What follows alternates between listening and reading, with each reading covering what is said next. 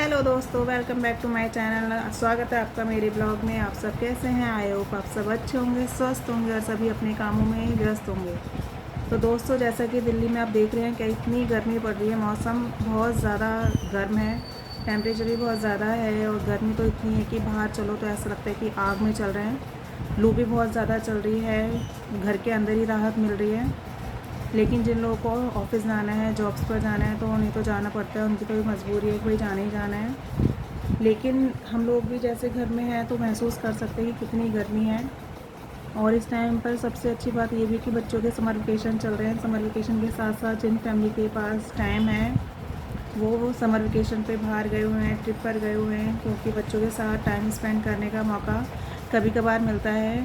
कह सकते हैं कि कभी कभार क्या, जब बच्चों के वेकेशन स्कूल के पढ़ते हैं तभी फैमिली को भी अपने बच्चों के साथ मौका मिलता है घूमने फिरने का। तो इस टाइम पर जो ये मई जून का जो महीना होता है, इस टाइम पर समर वेकेशन होती हैं, तो सभी पेरेंट्स चाहते हैं कि अपने बच्चों के साथ टाइम स्पेंड करें, इसलिए उनके साथ वो कहीं ना कहीं ट्रिप पर चले जाते हैं। गांव जाने वाले गांव जाते हैं, जिनके गांव हैं, गांव में भी काफ़ी अच्छी जगह है घूमने के लिए। क्यों आजकल के लोग जो हैं, मतलब बच्चे, वो जान नहीं पाते गांव में क्या चीज़ है क्या नहीं है। तो गांव भी जाना ज़रूरी है कि वो चीज़ें सीखे। कच्चे घर वगैरह जो भी है वो आजकल सिर्फ पढ़ते हैं ईवीएस के अंदर कि कच्चे घर हैं, क्या हुआ करता था पहले, तो वो वहाँ जाके उनको देखने के लिए मिलता है।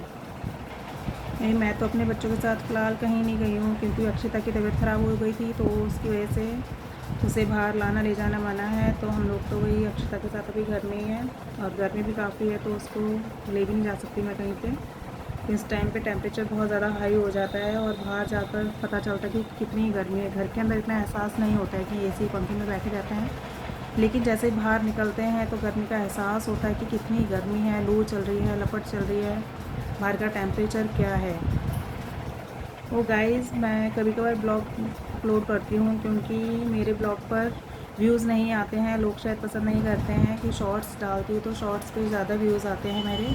लेकिन मन करता है ब्लॉग बनाने का तो मैं बना लेती हूँ, बनाना भी है कि अच्छा लगता है बनाना मुझे। जैसा कि सबको पता है, अभी कल ही अहमदाबाद के अंदर विमान दुर्घटना हुई है, जिसके अंदर 242 लोग सवार थे, और इस दुर्घटना में सभी के सभी लोग मृत्यु को प्राप्त हो गए हैं। कोई बचे हैं, घायल हैं।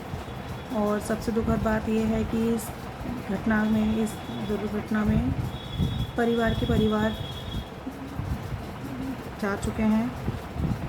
पूरी की पूरी फैमिली इस दुर्घटना के अंदर समाप्त हो गई है।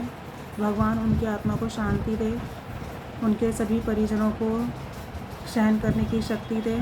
ना जाने कितने लोगों ने इस विमान में अपने सपनों को लेकर उड़ान भरी थी कि हमें ये करना है, हमें वहाँ जाके अपनों से मिलना है, फैमिली से मिलना है, या हमें वहाँ जाके अपना काम करना है। बहुत बड़े बड़े सपने लेकर लोग इस विमान में बैठे थे, और ना जाने कैसा क्या हुआ कि 2 मिनट या 39 सेकंड्स के अंदर ऐसा क्या हुआ कि सभी लोगों के सपने उनके साथ ही चले गए।